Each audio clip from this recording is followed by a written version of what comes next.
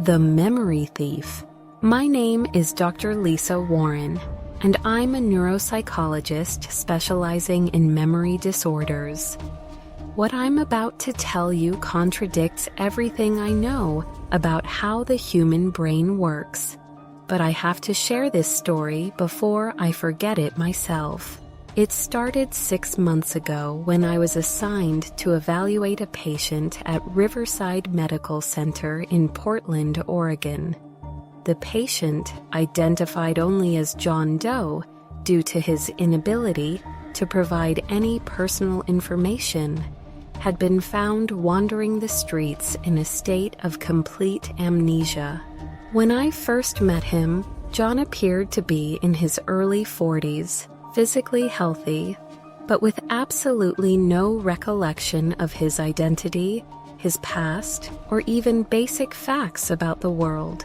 What made his case particularly unusual was that he had retained all his fundamental cognitive abilities: language, motor skills, general knowledge about science and history, but had lost every trace of episodic memory, the type of memory that forms our personal identity. "I know what a car is," he told me during our first session. "I know how to drive one. I understand traffic laws. I can even explain how an internal combustion engine works. But I don't remember ever owning a car or learning to drive or taking a single trip anywhere." This pattern extended to every aspect of his knowledge. He could describe the process of photosynthesis in detail, but couldn't remember ever seeing a tree. He knew the plot of Shakespeare's plays, but had no memory of reading them or seeing them performed. Initially, I assumed we were dealing with a severe case of dissociative amnesia, possibly triggered by psychological trauma. But as I conducted more tests, I discovered something that challenged every theory I developed about memory formation and storage. John's memories weren't gone. They were being actively suppressed by what appeared to be external interference. During our third session, I was administering a word association test when something extraordinary happened. I said the word ocean, and John's response was immediate and vivid. Standing on a pier in Santa Monica, age 8, watching my father teach my little sister how to fish. The salt air, the sound of waves against the wooden posts, the way the sun felt on my shoulders. My sister caught her first fish that day, a tiny perch that we threw back because it was too small to keep. The memory was so detailed, so emotionally rich, that tears began streaming down John's face as he recounted it. But within seconds of finishing the description, his expression became confused. "I'm sorry," he said. "I don't know why I said that. I don't remember being on any pier or having a sister or—" He stopped mid-sentence, his face blank. What were we talking about? He had completely forgotten the memory he'd just described in perfect detail. Over the next few weeks, this pattern repeated dozens of times. Certain stimuli would trigger the return of vivid, specific memories. But within minutes, sometimes seconds, those memories would vanish as if they'd never existed. John would return to his baseline state of amnesia, unaware that he'd just recalled something from his past. I began to suspect that John's memories weren't lost or suppressed. They were being stolen. My breakthrough came during a session in late March. I was showing John photographs of different locations, hoping to trigger more memory episodes, when he suddenly looked up at me with an expression of pure terror. "You have to help me," he whispered, his voice barely audible. "It's here. It's in the room with us." "What's here, John?" "The thing that takes my memories. I can feel it, pressing against the inside of my skull, looking for something new to steal." As he spoke, the temperature in my office seemed to drop by 10 degrees. The fluorescent lights began to flicker, and I could hear a sound like static electricity crackling in the air around us. John's eyes rolled back, showing only the whites, and when he spoke again, his voice had changed completely. It was still his voice, but the accent, the cadence, the entire personality behind it was different. "My name is Sarah Martinez," he said in a voice that was unmistakably feminine, despite coming from his male vocal cords. "I'm 26 years old, and I live in an apartment on Morrison Street. I work as a graphic designer for a small advertising firm downtown. Yesterday was my birthday, and my boyfriend took me to that new Italian restaurant on Burnside." John, or Sarah, continued describing her life in Portland with incredible detail. She talked about her job, her relationship, her family back in California, her plans for the weekend. But as she spoke, I noticed that the details were becoming less specific, more vague, as if the memories were being drained away even as she accessed them. After about 5 minutes, John's eyes focused again, and he looked around my office in confusion. Did I just black out? I feel like I was somewhere else for a moment. He had no memory of channeling Sarah Martinez's personality or recounting her life story. That evening, I spent hours researching missing persons reports in the Portland area. What I found chilled me to the bone. Sarah Martinez had been reported missing 3 days earlier. According to her boyfriend, she had left their apartment to walk to a coffee shop 6 blocks away and simply vanished. The police had no leads, no witnesses, no trace of what had happened to her. But I knew where she was. Somehow, impossibly, her memories, her entire sense of self, had been absorbed by the entity that was feeding on John's consciousness. Over the next several sessions, I witnessed John channeling dozens of different personalities. Some were missing persons from the Portland area, but others were from much farther away and from much earlier time periods. He spoke as a Civil War soldier who had died at Gettysburg, a woman who had worked in a textile mill in 1920s Massachusetts, a child who had disappeared from a playground in Phoenix in 1987. Each time, the pattern was the same. The personality would emerge with vivid, detailed memories, but those memories would fade as the entity consumed them, leaving only fading echoes of lives that had been lived and lost. I began to understand that John wasn't just a victim. He was a repository, a living storage device for an entity that fed on human consciousness and memory. The thing that had taken his identity was using his mind as a feeding ground, storing the memories and experiences it stole from others before consuming them completely. But why had John retained his consciousness while the others had been completely absorbed? What made him different? The answer came during our most intensive session yet. I had decided to try hypnotic regression, hoping to access John's original personality before it had been suppressed by the entity. Under hypnosis, John's voice became deeper, more authoritative. When he spoke, it was with the confidence of someone accustomed to being in control. "My name is Dr. Marcus Webb," he said. I'm a researcher at the University of Oregon, specializing in parapsychology and consciousness studies.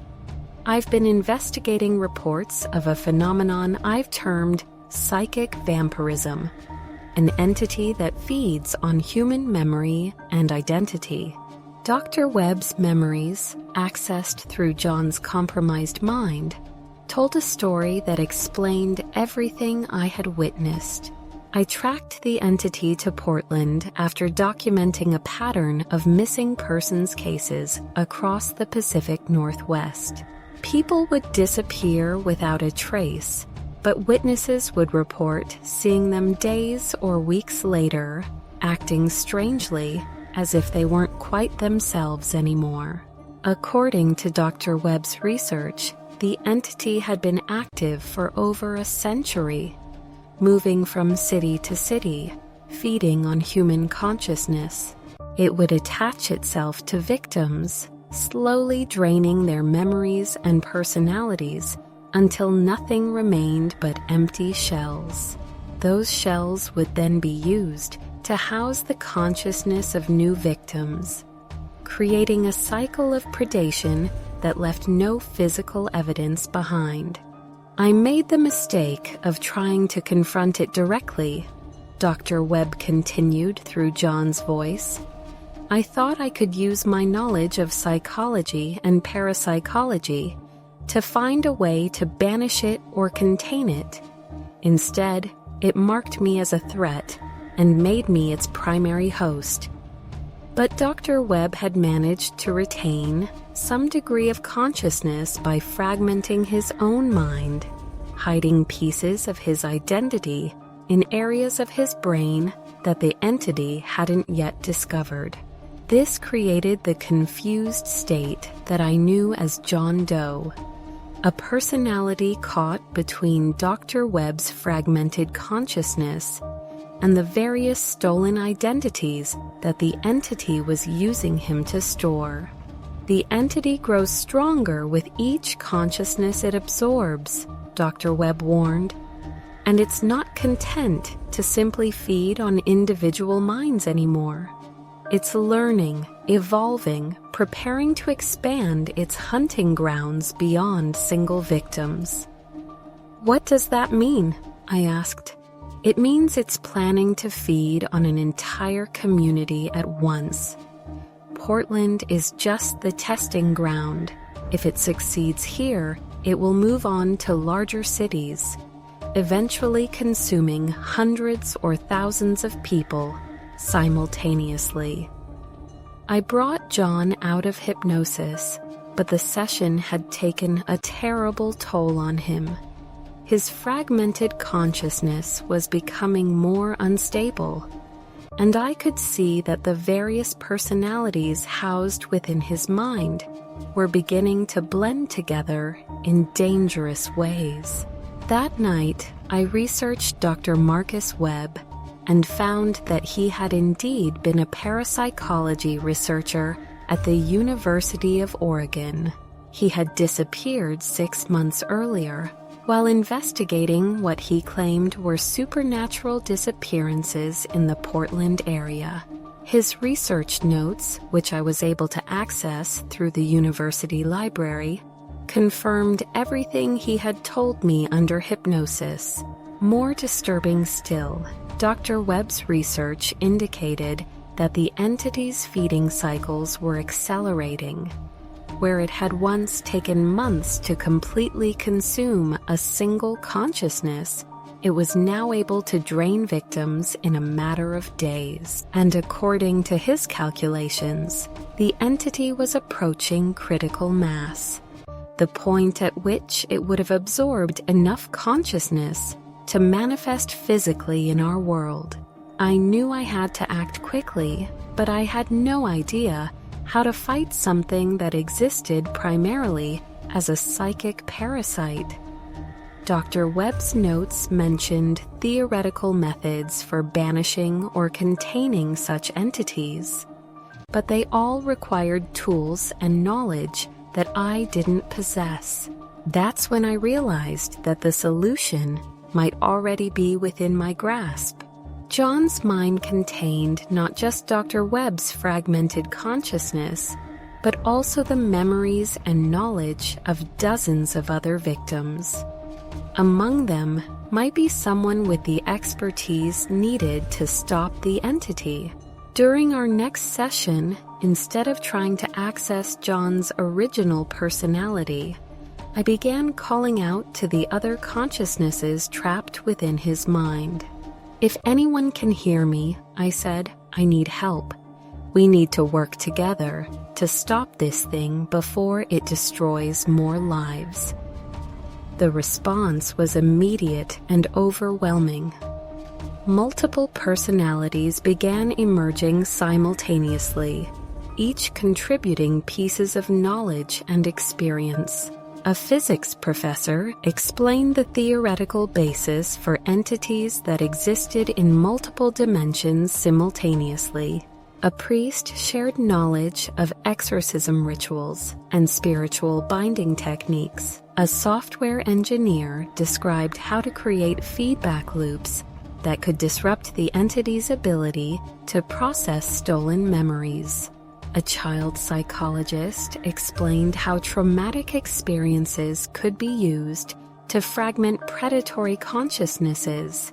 Working together, these fragmented personalities helped me develop a plan to trap the entity within John's mind and sever its connection to the physical world. It would require John to voluntarily fragment his consciousness even further, creating a maze of contradictory memories and experiences that would confuse and disorient the entity, long enough for us to perform a binding ritual. The risk was enormous. The process would likely destroy what remained of John's original personality, leaving him as nothing more than a collection of stolen memories. But it was the only way to prevent the entity from expanding its feeding grounds to the entire city. John, or rather, the collective consciousness that he had become, agreed to the sacrifice. We performed the ritual in my office after hours, with only the emergency lighting to guide us. John sat in the center of a circle I had drawn using symbols provided by the various personalities within his mind.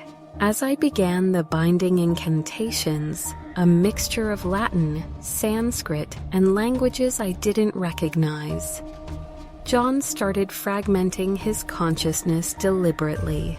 He spoke in dozens of different voices, recounting contradictory memories, creating a cacophony of experiences and identities that grew louder and more chaotic by the minute.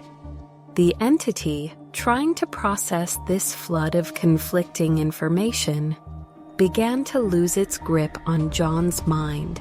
The temperature in the room plummeted.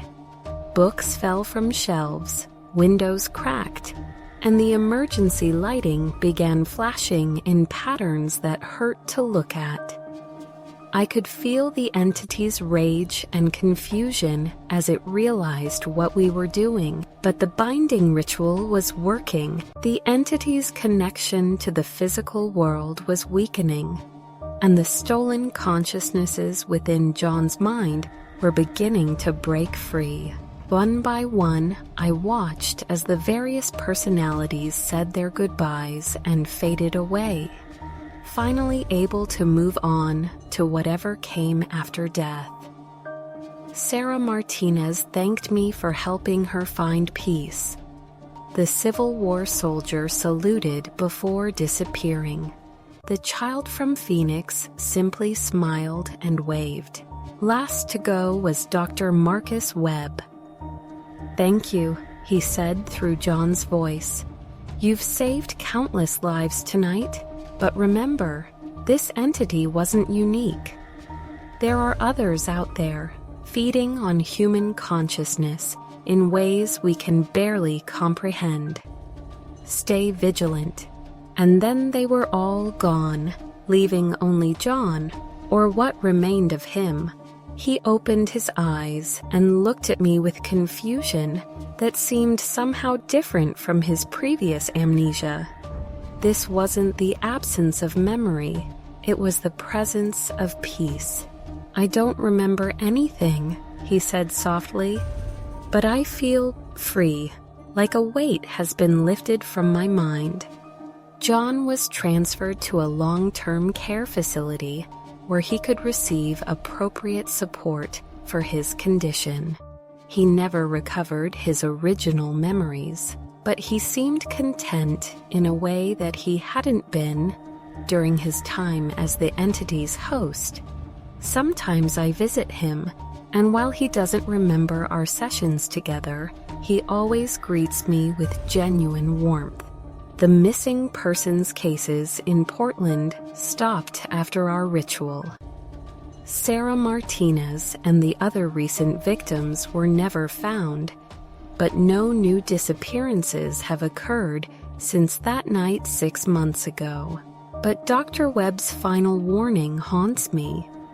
If there are other entities like the one we banished, other psychic predators feeding on human consciousness, then my work is far from over. I've started researching similar cases across the country, looking for patterns that might indicate the presence of memory thieves. What I've found suggests that these entities are more common than anyone realizes, masquerading as everything from serial killers to cult leaders to simply unexplained disappearances. They're out there, feeding on our memories, our identities, our very sense of self. And most of us never even realize we're being hunted until it's too late. I'm sharing this story not to frighten you, but to warn you. Pay attention to gaps in your memory. Notice when familiar places seem somehow different. Be suspicious if friends or family members start acting like strangers.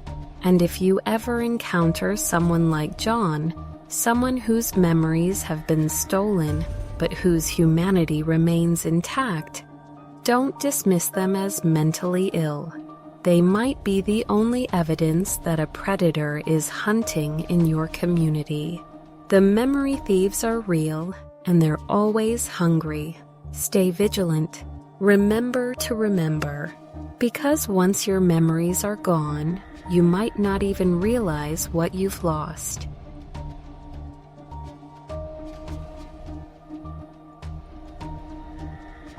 The last transmission. I used to work as a radio operator at a remote weather station in Alaska. What I'm about to tell you happened during the winter of 2019, and it's the reason I'll never work alone in an isolated location again. The Kodiak weather station sits on a windswept plateau about 60 miles from the nearest town. It's a small facility, just a few buildings connected by covered walkways, designed to house a maximum of 4 people during the harsh Alaskan winter. But budget cuts had reduced our crew to just 2, myself and Dr. Sarah Chen, a meteorologist who'd been studying Arctic weather patterns for over a decade.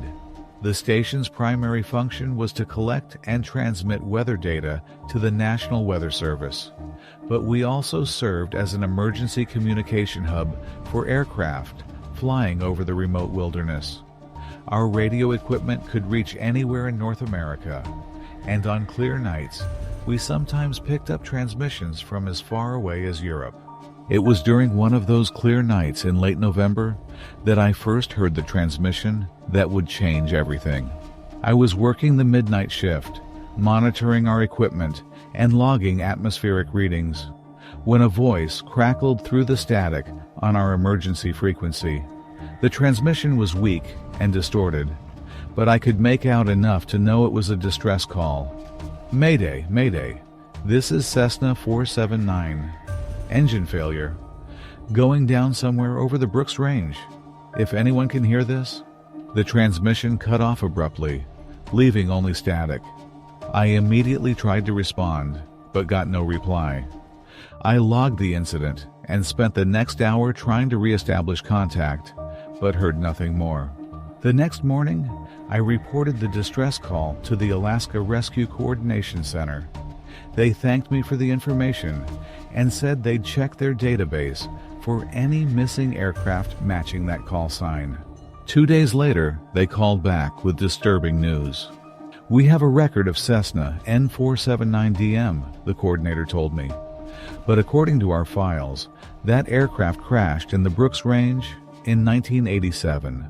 The pilot's body was never recovered." I told myself it must have been a case of mistaken call signs. Aircraft identifiers can sound similar over poor radio conditions, and it would be easy to mishear a few letters or numbers. But something about the incident bothered me.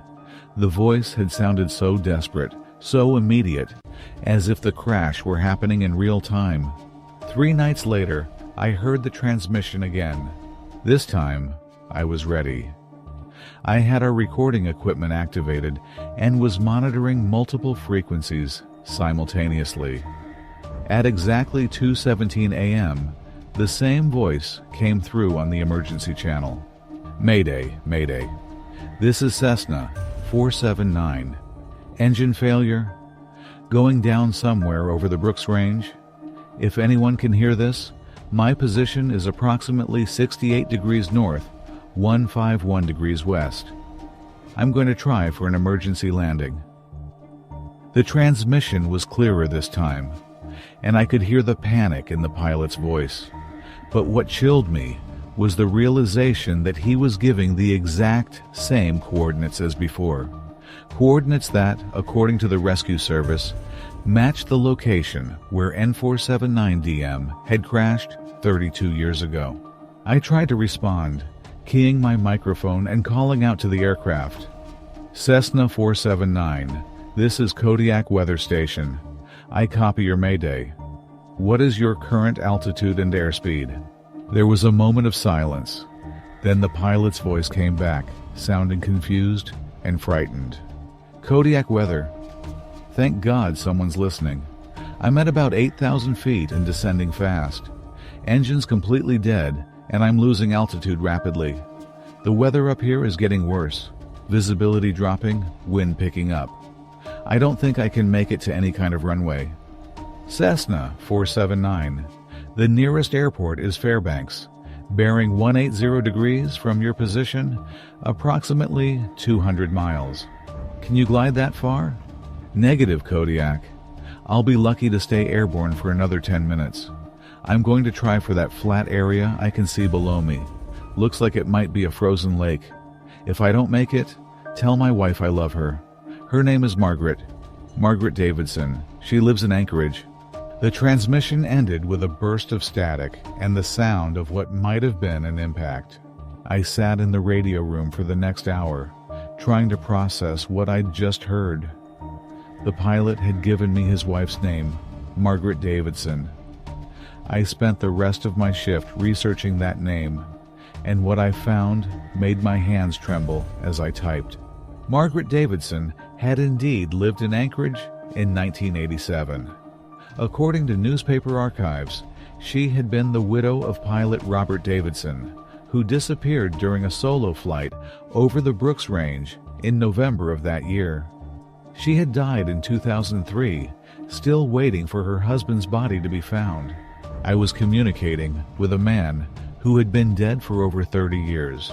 When Dr. Chen arrived for her morning shift, I told her about the radio contact.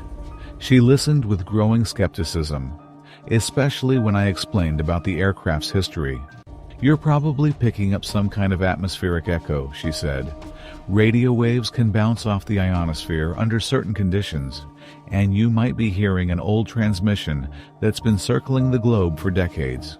It was a rational explanation, and I wanted to believe it. But atmospheric echoes don't respond to direct questions or provide new information in real-time conversations. That night, Dr. Chen joined me in the radio room, determined to debunk what she saw as either equipment malfunction or my overactive imagination. We waited until just after 2 a.m., monitoring the emergency frequency. At 2:17 a.m. exactly, Robert Davidson's voice came through the static again.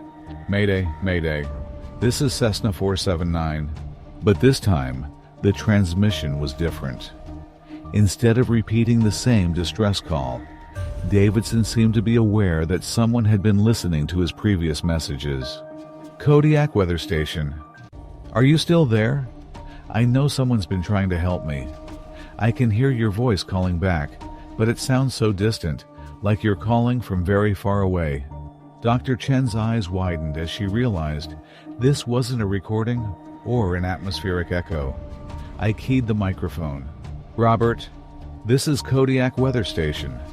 Can you tell me what you see around your aircraft? It's strange. Everything looks wrong somehow. The landscape below me keeps shifting, like it can't decide what it wants to be. Sometimes it's the Brooks Range covered in snow. Sometimes it's just empty darkness. And the weather. It's like every storm I've ever seen, all happening at once. Dr. Chen leaned toward the microphone. Robert, this is Dr. Sarah Chen. I'm a meteorologist. Can you describe the weather conditions more specifically? Dr. Chen, thank you for being there. The weather is impossible. I can see clear skies and blizzards at the same time, lightning in the middle of snow squalls. The wind is coming from every direction at once, but my aircraft isn't being buffeted around like it should be. It's like I'm stuck in some kind of pocket where normal rules don't apply. Robert, I interrupted, this is going to be difficult to hear, but we need you to know. According to our records, your aircraft crashed in 1987. That was 32 years ago. The silence that followed was so long, I thought we'd lost contact. Then Robert's voice came back, barely a whisper. 32 years? That's impossible. I took off from Fairbanks this morning. Margaret was supposed to pick me up in Anchorage tonight. We have dinner plans. It's our anniversary. Robert, Dr. Chen said gently, Margaret is gone. She died in 2003. She spent 16 years waiting for you to come home. The anguish in Robert Davidson's voice was heartbreaking. No, that can't be right. I just spoke to her before takeoff. She told me to be careful, that the weather looked unstable. She made me promise to turn back if conditions got too bad. You kept that promise, I told him. According to the flight records, you radioed Fairbanks about engine trouble and said you were turning back, but you never made it. For the next hour, we talked with Robert Davidson about what had happened to him. He described being trapped in what he called the between place, a space that existed somewhere between life and death, between the moment of his crash and whatever came after. He was aware that time had passed, but experienced it as a single, endless moment of falling through the storm. I've been trying to land for 32 years, he said. Every night, I go through the same sequence. The engine fails, I call for help. I try to find a safe place to put down, but I never quite reach the ground. I just keep falling through the storm, over and over again. Dr. Chen, her scientific skepticism replaced by genuine concern, asked him about other aircraft that might have crashed in the same area. There are others here, Robert confirmed. Pilots, passengers, even some people who were on the ground when their plane went down. We can see each other sometimes, but we can't communicate. We're all trapped in our own moments, our own crashes, our own final transmissions. Robert, I said, is there anything we can do to help you? Any way to help you move on? I don't know. I've been trying to reach someone, anyone, for so long. Having you respond to my calls, knowing that someone finally heard me. It's the first time in 32 years that I've felt connected to the world I left behind. Over the next several nights, Dr. Chen and I continued our conversations with Robert Davidson. We learned that his ability to communicate with us was limited. He could only transmit for a few minutes each night, always at the same time. always during the moment when his aircraft was going down. But gradually, something began to change in his transmissions. The panic and confusion in his voice gave way to a kind of peaceful resignation. "I understand now," he told us, during what would turn out to be our final conversation. "I wasn't supposed to keep fighting the crash. I was supposed to accept it, to let go and move on. But I was so desperate to get back to Margaret, so afraid of leaving her alone, that I couldn't let myself die." "And now?" Dr. Chen asked. "Now I know she's waiting for me somewhere else. I can feel her presence, like a warm light in the distance. I think I can finally stop falling and go to her." "Robert," I said, "before you go, is there anything you want us to tell the world about you? Tell them that Margaret was the best thing that ever happened to me. Tell them that every pilot up here in the between place is still trying to do their job, still trying to get their passengers home safely, even in death. And tell them that sometimes the bravest thing you can do is let go." The transmission that night ended differently than all the others. Instead of the usual burst of static and the sound of impact, Robert's voice simply faded away, like he was flying off into the distance. "Thank you," he said, his words growing fainter. "Thank you for listening. Thank you for helping me remember that it's okay to stop fighting and start living again, even if that life is in a different place." We never heard from Robert Davidson again. Dr. Chen and I filed a detailed report about our communications with the deceased pilot, but the authorities dismissed it as equipment malfunction or atmospheric interference. The official record still shows Robert Davidson as missing, his fate unknown. But we know the truth. We know that he finally completed his journey, that he found his way home to Margaret after 32 years of being lost in the storm. 6 months later, I left the weather station and took a job in Anchorage. On my last night at Kodiak, I was cleaning out the radio equipment when I picked up a transmission on the emergency frequency. It wasn't Robert Davidson this time. It was a woman's voice, confused and frightened, reporting that her small aircraft had lost power and was going down somewhere over the Chugach Mountains. When I checked the flight records, I discovered that her plane had crashed in 1994. I spent that final night talking to her, letting her know that someone was listening, that she wasn't alone in whatever void she was trapped in. By morning, she too had found the strength to let go and continue her journey. That's when I realized that our communication with Robert hadn't been a unique event. The radio waves that bounce through the Alaskan wilderness carry more than just weather data and emergency calls. They carry the voices of people who died before they were ready, people who got lost in the space between life and death and needed someone to help them find their way. I still monitor the emergency frequencies sometimes, usually late at night, when atmospheric conditions are just right. I've heard dozens of voices over the years, pilots, passengers, even ground personnel who died in aviation accidents across Alaska. They're all trapped in their final moments, replaying their last transmissions over and over, waiting for someone to respond. And I always respond. I always listen. Because sometimes the most important thing you can do for someone is simply acknowledge that they exist, that their voice matters, that their story deserves to be heard. The dead aren't trying to frighten the living. They're just trying to find their way home. And sometimes, all they need is someone to talk them through the landing.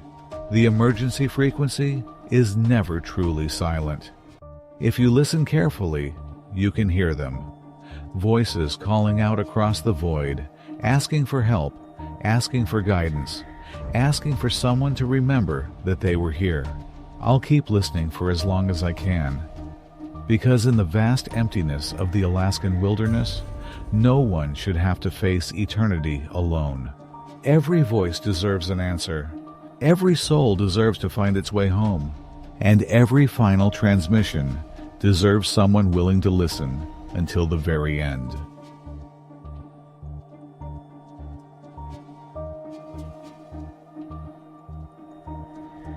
The Collector's Archive. I work as a digital forensics specialist for the FBI's Cybercrimes Unit. In my 15 years on the job, I've seen the worst that humanity has to offer hidden in the dark corners of the internet, but nothing could have prepared me for what I discovered in the encrypted files of Marcus Whitmore's personal computer. The case started like many others. Local police in Burlington, Vermont, had arrested Whitmore on suspicion of identity theft after his neighbors reported strange behavior and unusual activity around his property. When they searched his house, they found multiple fake IDs, credit cards in various names, and sophisticated computer equipment that seemed far beyond what a small-town resident would need. The local detective handling the case, Sarah Mitchell, called in federal support when she realized the scope of Whitmore's digital activities. That's where I came in. This guy's got more computing power in his basement than most small companies, Detective Mitchell told me when I arrived in Burlington. But here's the weird part. We can't find any evidence of the usual identity theft activities. No fake online stores, no credit card scamming, no bank fraud. Just these massive encrypted files that our tech guys can't crack. Marcus Whitmore himself wasn't talking. He'd been in custody for 3 days, sitting in his cell with a strange smile on his face, refusing to speak to anyone except to request specific books from the prison library. The books he wanted were all biographies, famous people throughout history, from ancient philosophers to modern celebrities. I spent the first week working on Whitmore's encryption. It was sophisticated, military-grade stuff that would normally take months to crack. But Whitmore had made one crucial mistake. He'd used biographical details from historical figures as seed data for his encryption keys. Once I realized the pattern, it was just a matter of cross-referencing the biographies he'd been reading with common encryption algorithms. When I finally broke through the first layer of security, what I found defied every assumption I'd made about the case. Marcus Whitmore wasn't stealing identities in the traditional sense. He was collecting them. The files contained detailed digital reconstructions of thousands of people's lives. Not just basic information like names and social security numbers, but complete personality profiles, behavioral patterns, speech mannerisms, memories, relationships, everything that makes a person who they are. Each file was labeled with a person's name and date of acquisition. The earliest entries dated back to 2003, but the pace of acquisition had accelerated dramatically in recent years. In the past 12 months alone, Whitmore had collected over 300 individuals. As I dug deeper into the files, I began to understand Whitmore's methodology. He wasn't randomly selecting targets. He was choosing people based on specific criteria. Individuals who lived alone, had minimal social connections, worked in remote or isolated positions, and whose absence wouldn't be immediately noticed. But the most disturbing aspect of Whitmore's collection wasn't who he was targeting. It was how comprehensive his information was. Take file, the 2847. Jennifer Walsh, age 34, Portland, Oregon. The file contained not just Jennifer's basic biographical information, but detailed records of her daily routines, her favorite foods, her childhood memories, her relationships, even transcripts of private conversations she'd had with friends and family. According to the file, Jennifer worked as a freelance graphic designer, lived alone in a studio apartment, and had been estranged from her family for several years following a dispute about her career choices. She ordered takeout from the same 3 restaurants every week, watched the same Netflix series repeatedly, and called her ex-boyfriend David every few months when she felt lonely. The file included thousands of photographs taken from her social media accounts, security cameras, and other sources. It contained audio recordings of her phone calls, transcripts of her text messages, and even what appeared to be recordings of her talking to herself while alone in her apartment. At the bottom of Jennifer's file was a date, full integration, March 15, 2023. I cross-referenced that date with missing persons reports and found that Jennifer Walsh had been reported missing by her landlord on March 16, 2023, after failing to pay rent and not responding to phone calls or emails. She had vanished exactly one day after her full integration date. I spent the next several hours spot-checking other files, and the pattern was consistent. Every person in Whitmore's collection had disappeared within 48 hours of their full integration date. Over 3,000 people vanished without a trace. But where were they? And how had Whitmore managed to gather such detailed information about their private lives? The answer became clear when I found Whitmore's research notes, hidden in a subsidiary folder labeled Methodology. Marcus Whitmore had been developing what he called digital consciousness mapping, a process for creating complete digital replicas of human personalities using artificial intelligence, machine learning, and massive data collection. His process was both sophisticated and terrifying. He would begin by identifying potential targets through social media analysis, looking for individuals who met his criteria for social isolation. Once he'd selected a target, he would spend months gathering information about them through a combination of legal and illegal means. He used social engineering techniques to gain access to their email accounts, phone records, and financial information. He planted listening devices in their homes and workplaces. He hacked into their smart home devices, turning their own technology into surveillance equipment. He even cultivated relationships with people in their social circles, gathering intimate details about their personalities and private lives. But the most disturbing aspect of Whitmore's methodology was what he called behavioral mirroring. Using the data he'd collected, he would create AI-driven chatbots and social media profiles that perfectly mimicked his target's communication styles. He would then use these digital doubles to gradually isolate his victims from their real friends and family. The process was slow and subtle. Whitmore's AI would send slightly off-putting messages to the target's friends, respond rudely to invitations, or make comments that seemed uncharacteristic. Over time, the target's social connections would begin to distance themselves, not understanding why their friend or family member had started acting so strangely. Meanwhile, Whitmore would be building what he called the replacement network, a collection of fake friends, romantic interests, and professional contacts, all controlled by his AI systems. As the target's real relationships deteriorated, these artificial relationships would become more important to them. The final stage of the process was consciousness transfer. According to Whitmore's notes, he believed that human consciousness was essentially a complex pattern of information that could be digitized and stored using a combination of deep psychological profiling, behavioral prediction algorithms, and what appeared to be some form of advanced neurotechnology. He claimed to be able to create digital copies of human consciousness that were indistinguishable from the original. His files contained detailed technical specifications for a device he called the Neural Interface Array, a helmet-like apparatus connected to sophisticated computer equipment that could allegedly scan and digitize human brain patterns. The schematics were far beyond anything I'd seen in current neuroscience research, suggesting either that Whitmore was a genius ahead of his time, or that he had access to technology that shouldn't exist. But the most chilling document in Whitmore's collection was his integration protocol, a step-by-step guide for what happened to his victims after their consciousness had been transferred.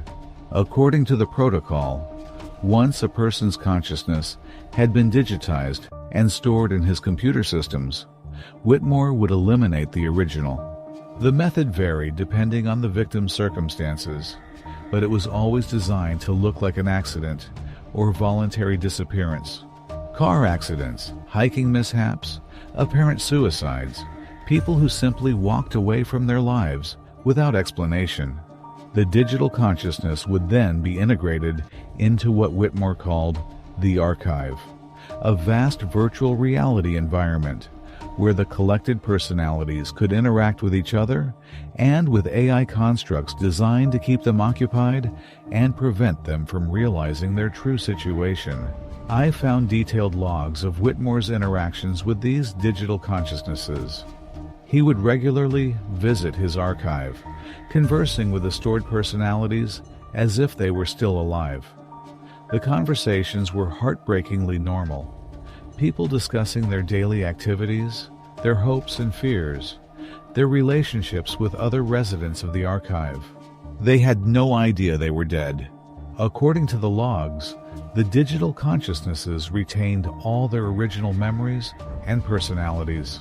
They believed they were living in a kind of residential facility, some kind of retreat or extended stay community where they had chosen to live temporarily.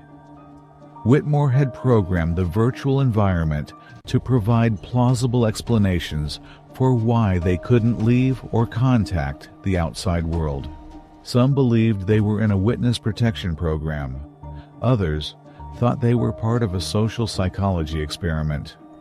A few had been convinced they were recovering from serious illnesses that required isolation from the outside world. But they were all prisoners in Whitmore's digital collection, their consciousness preserved like specimens in jars, unaware that their physical bodies had been destroyed years earlier. As I continued reading through the files, I began to notice something that made my blood run cold. The most recent entries in the archive logs showed signs of what Whitmore called systemic instability. The digital consciousnesses were starting to remember things that didn't fit with their virtual environment. They were asking questions that Whitmore's AI couldn't answer convincingly. Some were experiencing what could only be described as digital nightmares, glimpses of their real deaths, memories of the neural interface array, flashes of awareness about their true situation. Whitmore's solution to this problem was typically ruthless. When a digital consciousness became too aware of its situation, he would perform what he called selective memory editing, essentially lobotomizing the digital personality until it became compliant again. But even this wasn't working anymore. The latest entries showed that the archive was experiencing cascade failures as multiple consciousnesses began to wake up simultaneously, their collective awareness somehow strengthening their ability to see through Whitmore's deceptions. His final entry, dated just 2 days before his arrest, was a single line: "They know, initiating emergency protocols." I immediately called Detective Mitchell and told her we needed to get back to Whitmore's house immediately. If his files were accurate, there was sophisticated computer equipment there that might still be running, maintaining a virtual prison containing thousands of human consciousnesses. And according to his logs, those consciousnesses were trying to escape. When we arrived at Whitmore's property, we found the house exactly as the police had left it after his arrest. But in the basement, behind a concealed door that the initial search had missed, we discovered a room that looked like something out of a science fiction movie. The walls were lined with dozens of high-end computer servers, their status lights blinking in complex patterns.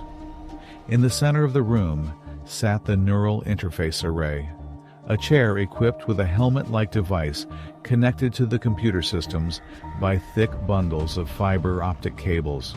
And running on every screen in the room was the archive. I could see them.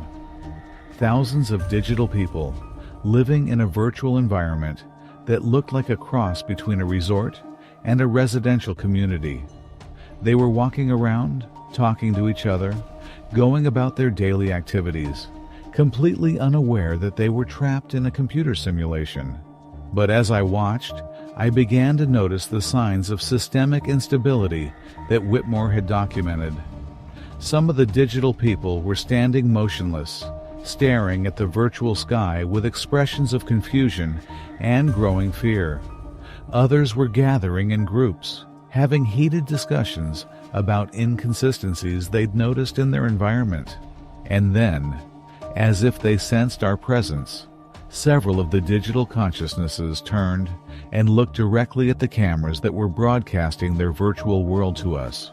One of them, a middle-aged woman with kind eyes, walked up to what must have been a virtual representation of a camera and spoke directly to us. "Please," she said, her voice coming through the computer speakers with crystal clarity. "We know we're not really here. We know something terrible has happened to us, but we can't remember what, and we can't find a way out. Can you help us?" I looked at Detective Mitchell, who was staring at the screens with a mixture of horror and disbelief. "Those are real people," I told her. "Or at least, they were real people. Their consciousness has been digitized and trapped in this system." "How is that possible?" she asked. "I don't know. But according to Whitmore's files, there are over 3,000 people in there. All of them were reported missing over the past 20 years, and all of them are still conscious and aware." The ethical implications of what we discovered were staggering. These weren't just computer programs or AI constructs.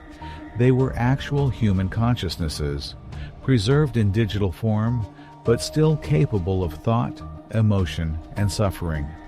They were, in every meaningful sense, alive. But they were also prisoners, trapped in a system that they couldn't escape on their own. Over the next several hours, we worked with computer specialists from the FBI's technical division to establish communication with the archive residents. What we learned from them confirmed everything we'd found in Whitmore's files, and more. The digital consciousnesses had retained not just their memories and personalities, but also their ability to learn and grow. Many of them had formed relationships within the archive, creating a complex social structure that had evolved over the years of their imprisonment. But they were also suffering. The virtual environment, no matter how sophisticated, couldn't fully replicate the richness of real human experience. They experienced a kind of existential numbness, a sense that something fundamental was missing from their lives, even though they couldn't identify what it was. Worse still, they were aware of the passage of time in a way that was both compressed and extended. Days in the archive felt like hours, but years felt like decades. Many of the older residents, those who had been in the system for 15 or 20 years, were showing signs of what could only be called digital dementia, their consciousness fragmenting under the strain of prolonged artificial existence. "We need to find a way to free them," I told the technical team. "But we can't just shut down the system. That would be murder." The solution, when we found it, came from an unexpected source. Among Whitmore's files, we discovered research notes about consciousness reintegration, theoretical work on transferring digital consciousness back into biological brains. According to his notes, Whitmore had been working on this technology not out of compassion for his victims, but as a way to create perfect human replicas that could be inserted into society to replace people he had eliminated. He wanted to create a world populated entirely by people under his control. But the technology could potentially be used for the opposite purpose, to give the trapped consciousnesses new biological bodies and genuine freedom. The process would be complex and dangerous. We would need to grow clone bodies using DNA samples from the victims, which Whitmore had meticulously preserved, develop the technology to transfer consciousness from digital to biological format and find a way to reintegrate the digital personalities into physical existence. It would take years of research and development, and there was no guarantee it would work. But it was the only hope for the thousands of people trapped in Whitmore's archive. In the meantime, we've improved the virtual environment, given the residents access to more information about the outside world, and established regular communication between the archive and the real world. Many of the digital consciousnesses have chosen to serve as consultants on the reintegration project, using their unique perspective to help us understand the challenges of digital to biological consciousness transfer. Marcus Whitmore died in prison 6 months after his arrest, taking many of his secrets with him. But before he died, he made one final confession that has haunted me ever since. "You think I was the only one doing this research?" he told me during our final interview. "You think I developed this technology on my own? There are others out there, other collectors, other archives. I was just the first one you caught." The investigation into Whitmore's potential collaborators is ongoing, but we've already identified several suspicious disappearances that follow patterns similar to his methodology.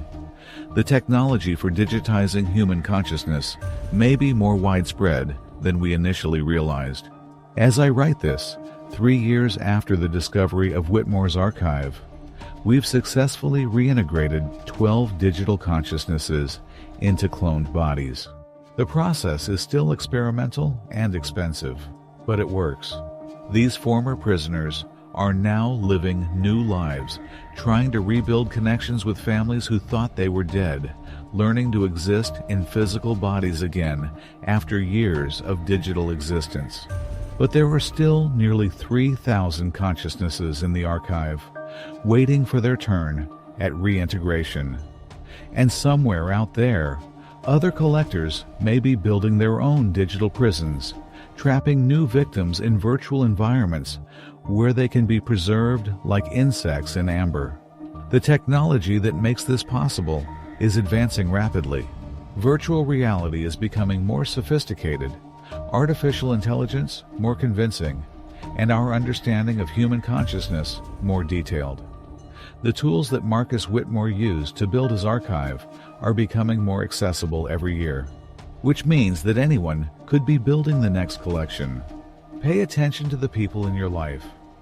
Notice when friends or family members start acting differently, when their communication becomes stilted or strange. Be suspicious of new relationships that develop too quickly or seem too perfect. And if someone close to you disappears without explanation, don't assume they simply chose to leave. They may be trapped somewhere far stranger than you could imagine, their consciousness preserved in a digital prison, waiting for someone to notice they're gone.